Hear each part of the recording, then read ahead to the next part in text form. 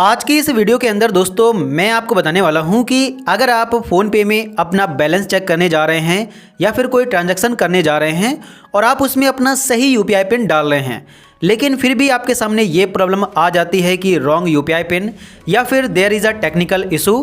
तो अगर आपके फ़ोनपे में ये प्रॉब्लम्स आ रही हैं तो आप इन प्रॉब्लम्स को कैसे सॉल्व करेंगे, आज की इस वीडियो के अंदर मैं आपको इसी का पूरा कंप्लीट प्रोसेस बताने वाला हूं। अब जैसे मैंने यहाँ पर सही यूपीआई पिन डाला है तो मेरा बैलेंस मुझे पता चल जाना चाहिए, लेकिन ये पता नहीं चला है। तो इसको सॉल्व करने का जो सबसे पहला तरीका है, मतलब जो सबसे पहला स्टेप है वो ये है कि आपको अपना यहाँ पर नेटवर्क चेक करना है कि आपके मोबाइल फ़ोन में सही से इंटरनेट पकड़ रहा है या नहीं।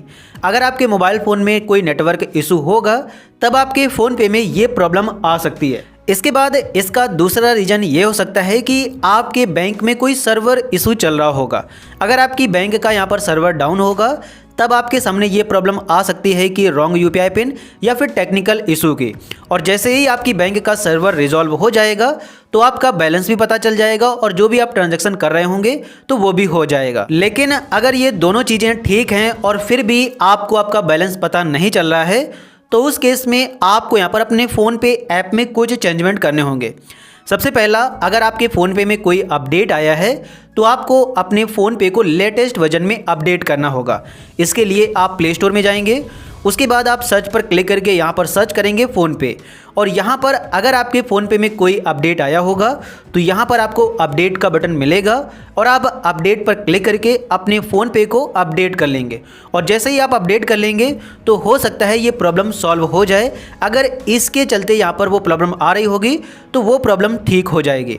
लेकिन अगर अभी भी ठीक नहीं होती है तो इसके बाद आपको थर्ड स्टेप में आपको क्या करना है कि अपने फ़ोनपे पर यहाँ पर आपको लॉन्ग प्रेस करना है, आई बटन पर क्लिक करना है और उसके बाद आप यहाँ पर स्टोरेज यूजेस में जाकर यहाँ से आप इसको क्लियर कैचे कर देंगे।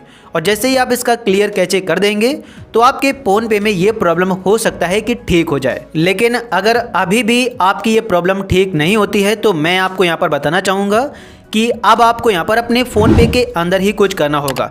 सबसे पहले तो मैं आपको बता दूं कि अगर आप अपना सही यूपीआई पिन डाल रहे हैं तो हो सकता है कि आपको बैलेंस चेक करने में दिक्कत आ रही हो लेकिन पैसे ट्रांसफ़र करने में दिक्कत ना आए।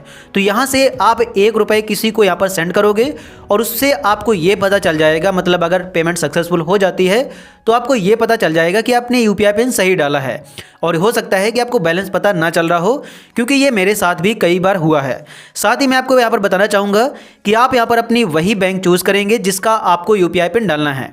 हो सकता है कि आपने यहाँ पर जो अपना यूपीआई पिन डाल रहे हैं वो हो सकता है कि आपने मान लो कि यहाँ पर एसबीआई का डाल रहे हो और आप बैलेंस बैंक ऑफ बड़ौदा का चेक कर रहे हो, तो ये भी आपको ध्यान में देना है।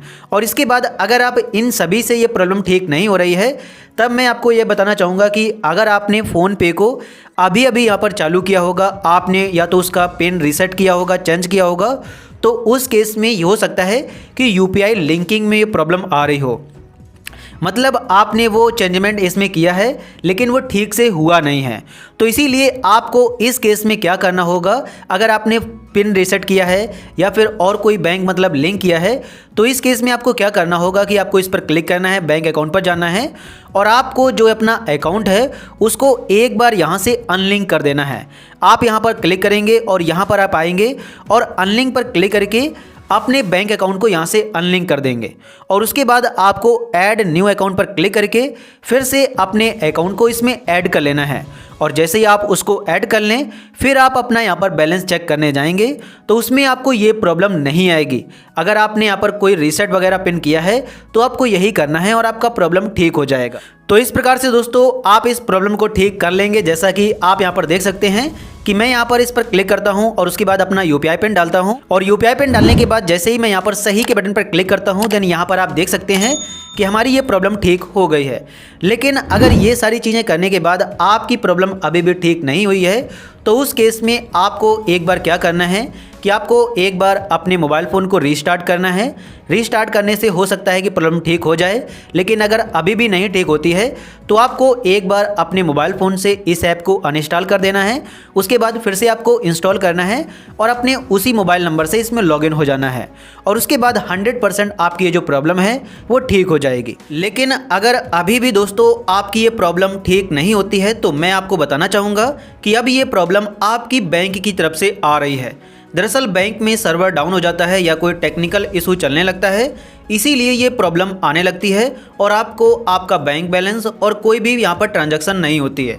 तो अब आप दोस्तों इसमें वेट ही करेंगे और जैसे ही बैंक में ये इशू रिजॉल्व हो जाएगा तो आपको यहाँ पर ये प्रॉब्लम देखने को नहीं मिलेगी और आप अपना बैंक बैलेंस या फिर आप जो भी ट्रांजैक्शन कर रहे होंगे वो सक्सेसफुली हो जाएगा। तो इस प्रकार से दोस्तों आप फ़ोनपे की इस प्रॉब्लम को ठीक कर सकते हैं, जिसका पूरा कंप्लीट प्रोसेस मैंने आपको बता दिया है।